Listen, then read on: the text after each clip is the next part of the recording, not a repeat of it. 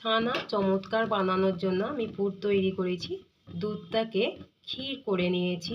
এবারে এর সঙ্গে আমি কিশমিশ,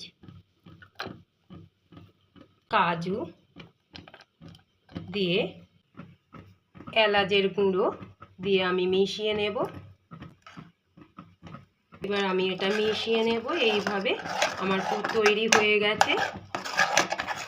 কড়াতে ঘি গরম করে সুজিটা হালকাভাবে ভেজে নেব।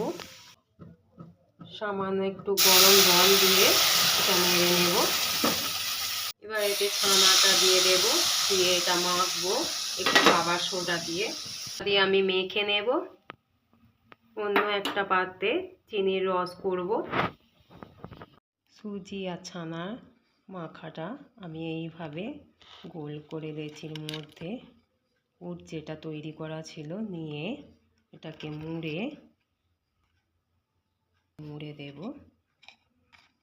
এইভাবে মুড়ে দেব। মুড়ে এটাকে তেলে ভাজবো।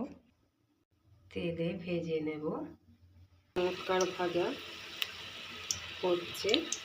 অন্যদিকে আমার রস তৈরি হয়ে এসেছে। এগুলো ফেলে পরিবেশন করব। ছানার চমৎকার তৈরি হয়ে গেছে। আপনারা এইভাবে করে দেখবেন কেমন লাগে দেখতে।